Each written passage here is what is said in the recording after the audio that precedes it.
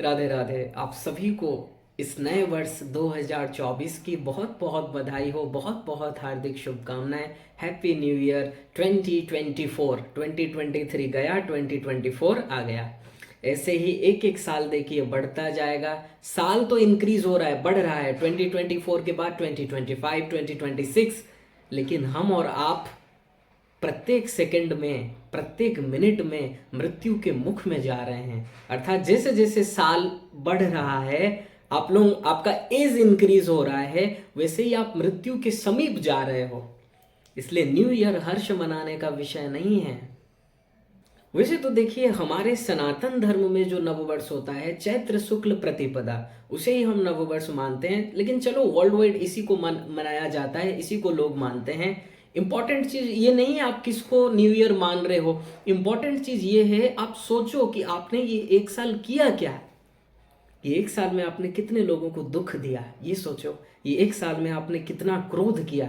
ये एक साल में आपने कितना अपना मन अशांत किया, अपना कितना नुकसान किया और अपना कितना लाभ किया। कितना भगवान का स्मरण किए, कितना भगवान के लिए आंसू बहाए, कितनी भगवान की कथा में प्रेम हुआ, भगवान की कथा सुने, ये सब सोचना है।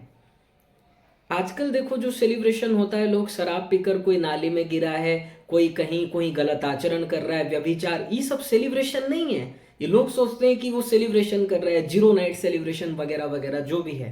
ये सेलिब्रेशन नहीं है, ये उन जीवों का दुर्भाग्य है और वो स्वयं अपना पतन करा रहे हैं। वो नहीं जान पा रहे हैं इसका परिणाम आगे क्या होगा। वो इसके परिणाम को नहीं जान पा रहे हैं और उनका पाप कर्म, अशुभ कर्म ही उनसे ये सब करवा रहा है। उनका बात छोड़ो, उनका तो पतन होगा। हम बात कर रहे हैं साधकों का। जो साधक अपना कल्याण चाहते हैं उन्हें सोचना चाहिए, जो साधक अपना कल्याण चाहते हैं उन्हें सोचना चाहिए प्रत्येक नववर्ष में या फिर अपने बर्थडे पे कि एक साल आप बड़े नहीं हुए हो। ये किस बात का खुशी मना रहे हो कि आपको भगवान ने सपोज 80 साल दिया है कि बेटे तुम 80 साल जीवित रहोगे, तो एक साल कम हो गया उसमें से। समझ पा रहे हो, एक साल कम हो गया, अर्थात आप मृत्यु के समीप जा रहे हो। जैसे जैसे समय बीत रहा है आप मृत्यु के समीप जा रहे हो। इसलिए जाग जाइए, उत्तिष्ठत जागृत प्राप्य वरा निबोधत। जल्द से जल्द महापुरुष की शरणागति कर लो। समझ लो आप हो कौन, और ये प्रण लो, न्यू ईयर में प्रतिज्ञा लो कि एक साल तो बीत गया, जो हुआ सो हुआ, लेकिन अभी से मैं एक एक क्षण का सदुपयोग करूंगा। प्रतिज्ञा लीजिए, ये प्रतिज्ञा कीजिए, तभी देखिए कल्याण होगा। जब तक आप दृढ़ संकल्प नहीं लोगे, कल्याण नहीं हो सकता। क्योंकि नायम आत्मा बलहीनेन लभ्य, मुंडकोपनिषद 3:2-4। जो बलहीन है, प्रमादी पुरुष हैं, उनको भगवत प्राप्ति नहीं हो सकती। जो लापरवाही करते हैं, देखा जाएगा जो होगा होगा, ऐसी जिसकी भावना है उसको भगवत प्राप्ति नहीं हो सकती। क्योंकि आप जागरूक ही नहीं हो, आप समझ नहीं पा रहे हो आप अपना कितना बड़ा नुकसान कर रहे हो। जो जीव भगवान की ओर नहीं चल रहे हैं, भगवान की भक्ति नहीं कर रहे हैं, बहुत दुख होगा, सहा नहीं जाएगा। चीख चीख कर रोना पड़ेगा और कोई सुनने वाला नहीं होगा। ना तो भगवान कुछ कर सकेंगे, ना गुरु कुछ कर सकेंगे।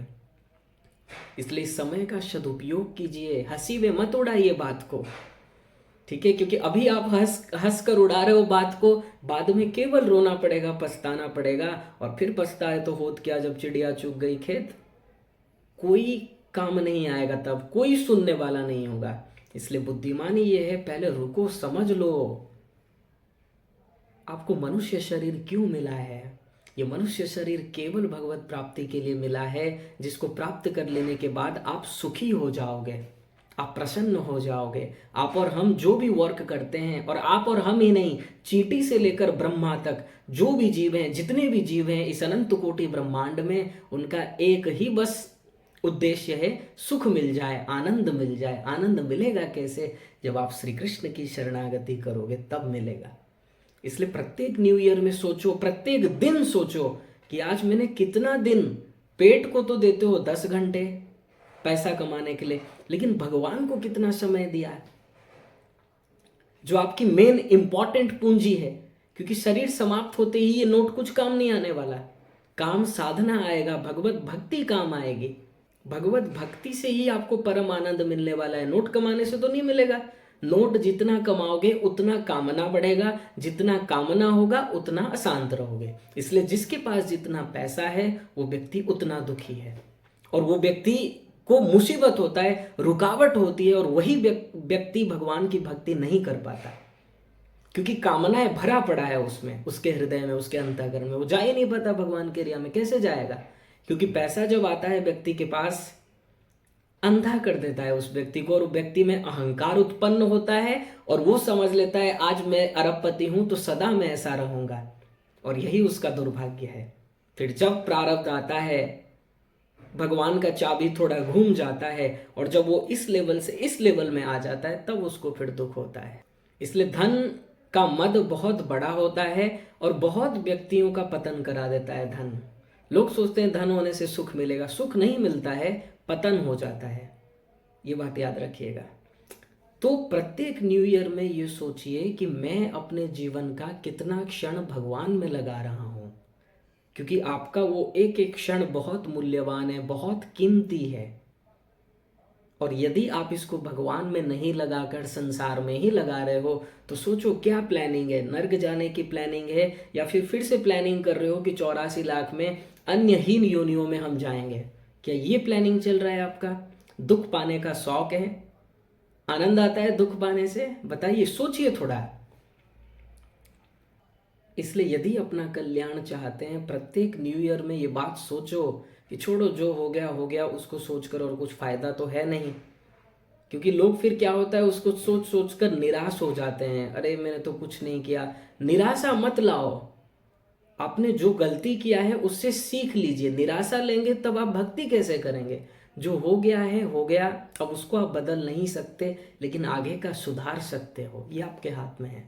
इसलिए जो बीत गया है बीत गया है। जो गलती आपने किया है उससे सीख लीजिए, और प्रण लीजिए, दृढ़ प्रतिज्ञा कीजिए, दृढ़ संकल्प लीजिए कि आगे से मैं अपना ज़्यादा से ज़्यादा समय, ज़्यादा से ज़्यादा क्षण भगवान में लगाऊंगा, गुरु में लगाऊंगा।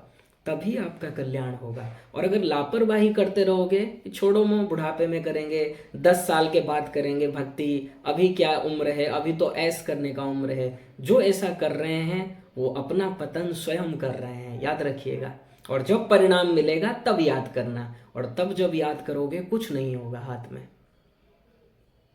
कुछ नहीं कर पाओगे उस समय। इसलिए जल्द से जल्द जिद छोड़कर इस बात को मानो, क्योंकि आप तो स्वयं जानते ही हो, इतना तो आपको मालूम है ना कि जैसे जैसे समय जा रहा है आप मृत्यु के समीप जा रहे हो।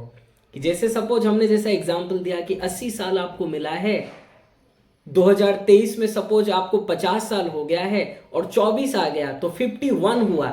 तो 80 जब 50 था तुम्हारे पास और भी 30 साल था, लेकिन जैसे ही 51 में तुम आ गए और 29 साल है तुम्हारे पास। ये तो एक एग्जाम्पल दे रहे हैं हम, लेकिन कोई गारंटी नहीं है व्यक्ति 80 साल जिएगा या 8 साल जिएगा, 20 साल जिएगा। प्रत्येक उम्र के लोग इस संसार से जा रहे हैं। इसलिए किस बात का घमंड करते हो, या फिर किस बात का, पैसे का घमंड, शरीर का घमंड, रूप का घमंड? क्यों? अगर थोड़ा भी विचार आप करोगे, घमंड नहीं होना चाहिए, लेकिन विचार नहीं करते हैं लोग, क्योंकि उनको ये बुद्धि ही नहीं आती है। ये जो हम कह रहे हैं ये वो समझ ही नहीं सकते इन बातों को, क्योंकि वो जो मद होता है ना पैसे का, रूप का, वो उनको इतना अंधा कर देता है कि उनको कुछ दिखता नहीं है। फिर जब ठोकर खाते हैं वो, तब उनको समझ में आता है, अरे हाँ बात तो सही था। इसलिए हम चाहेंगे वो ठोकर आप में से कोई ना खाए, अभी से सुधर जाइए, क्योंकि बुद्धिमान जीव वही है जो पहले से सुधर जाए, जो एक्सपीरियंस से समझ जाए कि देखो उसने ऐसा किया था, उसको ऐसा फल मिला, अब मैं ऐसा नहीं करूंगा, मुझे उसे सीख लेना है और मैं अपना लाइफ को सुधारूंगा। ये आपके ही हाथ में, आप अपने लाइफ को बिगाड़ रहे हो या सुधार रहे हो। बिगाड़ रहे हैं वो जीव जो संसार में अपना समय लगा रहे हैं, और सुधार रहे हैं वो जीव जो एक एक क्षण भगवान में लगा रहे हैं। इसलिए प्रत्येक न्यू ईयर में आप सोचिए, प्रत्येक दिन आप सोचिए कि सपोज कल मैंने ये पाप किया था तो क्यों किया? अगर नहीं करता तो भी चलता, मैंने क्रोध किया, मेरा ही मन अशांत हुआ, मैं ही भीतर से जलता रहा, क्यों ऐसा किया?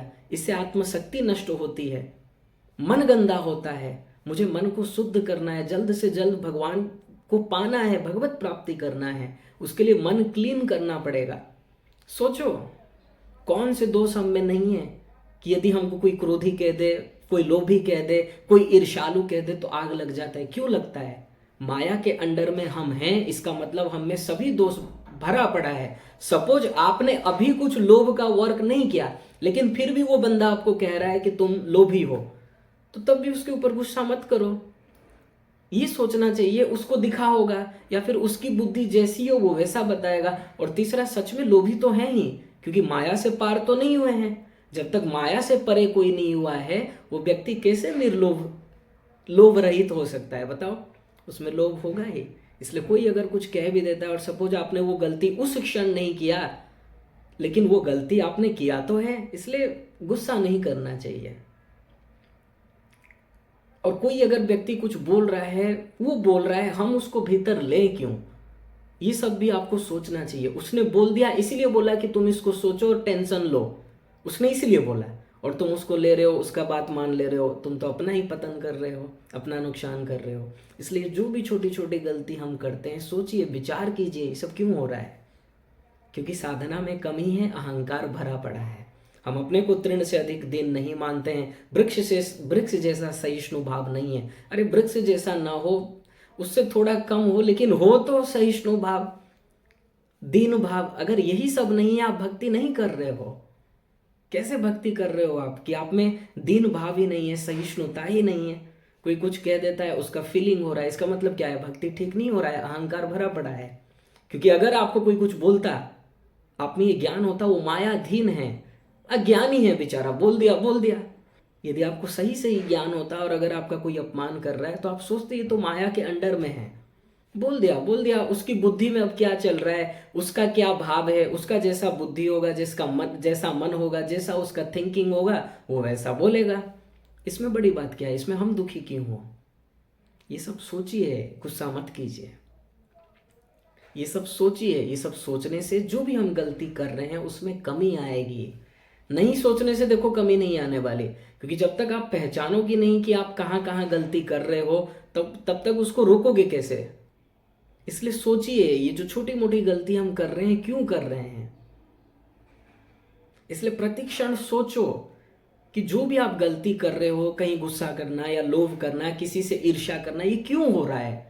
सोचिए और उसको कम कीजिए। भाई, हमको भगवत प्राप्ति करना है, और अगर हम किसी के ऊपर क्रोध करते हैं, लोभ करते हैं, ईर्ष्या करते हैं, इससे तो हमारा ही मन गंदा होगा।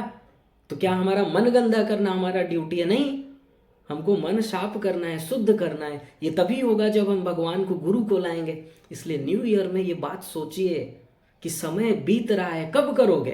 कहते हो करेंगे करेंगे, अरे भाई कब करोगे? करेंगे करेंगे कर करके अपना अपना एज विचार कर लीजिए, जिसका जितना एज हुआ है। क्या किए आज तक? नहीं किए, क्योंकि इंपॉर्टेंस ही नहीं दे रहे हो आप।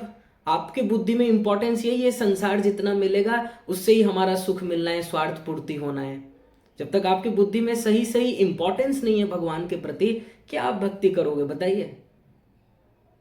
इसलिए इसका महत्व समझो। महत्व आप सत्संग से ही समझ सकते हो, तत्व ज्ञान से ही समझ सकते हो। इसीलिए कहा गया, उत्तिष्ठत जागृत प्राप्य वरान निबोधत। जल्द से जल्द महापुरुष की खोज करो और अपना परम कल्याण कर लो, अन्यथा यदि चूक जाओगे तो सर्गेषु लोकेषु शरीरत्वाय कल्पते। अनेकों कल्प तक फिर मनुष्य शरीर नहीं मिलेगा, घूमते रहना, कभी मच्छर के शरीर में, कभी नाली का कीड़ा, जितने भी हीन योनियां हैं उनमें आपको जन्म मिलेगा और दुख भोगना पड़ेगा। जैसे अभी आप सुअर को देखकर मुंह मोड़ते हो, मस्क्यूटो रैकेट आता है, मस्क्यूटो बैट आता है, ऐसे चलाने से मस्क्यूटो समाप्त हो जाता है। ये सब आपको बनना पड़ेगा, और पहले बन भी चुके हो, याद रखिएगा। इसलिए लापरवाही छोड़कर अपना एक एक क्षण सदुपयोग करना है, तभी आपका न्यू ईयर आएगा। क्योंकि ये न्यू ईयर क्या है भाई? आप पहले जैसे गुस्सा करते थे, अब भी वैसा गुस्सा कर रहे हो। पहले दूसरों के सुख से ईर्ष्या करते थे, अब भी दूसरों के सुख से ईर्ष्या कर रहे हो। तो ये न्यू ईयर कहाँ हुआ? ये तो ओल्ड ईयर है। क्योंकि जो जो आप में पुराने लक्षण थे वही हैं, कुछ आपका प्रोग्रेस नहीं हुआ। तो ये कैसा न्यू ईयर है? न्यू ईयर तो तभी है जब हम भक्ति मार्ग में आगे बढ़े, हमारा मन शुद्ध होता चले, तभी न्यू ईयर है। उससे पहले न्यू ईयर नहीं है, वो तो ओल्ड ईयर है। और वास्तविक न्यू ईयर उसी दिन होगा जिस दिन श्री कृष्ण से आपका मिलन होगा। उससे पूर्व न्यू ईयर है ही नहीं। ये सोचकर अपना प्रत्येक क्षण दृढ़ संकल्प लीजिए कि मुझे श्री कृष्ण में लगाना है, क्योंकि मुझे ये शरीर श्री कृष्ण की प्राप्ति के लिए मिला है, क्योंकि श्री कृष्ण ही सुख हैं और मैं सुख चाहता हूँ। तो सुख कैसे मिलेगा? जब सुख के शरण में जाओगे। इसलिए एक बार पुनः आप सभी को नए वर्ष की बहुत बहुत बधाई हो, और हम उम्मीद करेंगे आप लोग बहुत अच्छे से समझ गए होंगे कि वास्तविक न्यू ईयर कब आएगा। वास्तविक न्यू ईयर तभी आएगा जब हमारा और श्री कृष्ण का मिलन होगा। आप श्री कृष्ण से मिलोगे, श्री कृष्ण का दर्शन करोगे, इन्हीं नेत्रों से, इन्हीं कानों से उनका शब्द सुनोगे, इन्हीं नासिका से उनका गंध लोगे, इन्हीं हाथ से उनका स्पर्श करोगे, तभी न्यू ईयर आएगा। तो हम उम्मीद करते हैं आप लोग समझ गए होंगे हम और आपका न्यू ईयर कब आएगा।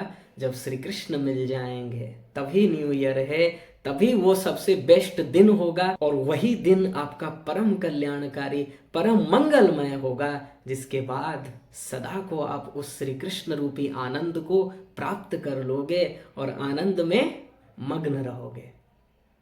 राधे राधे।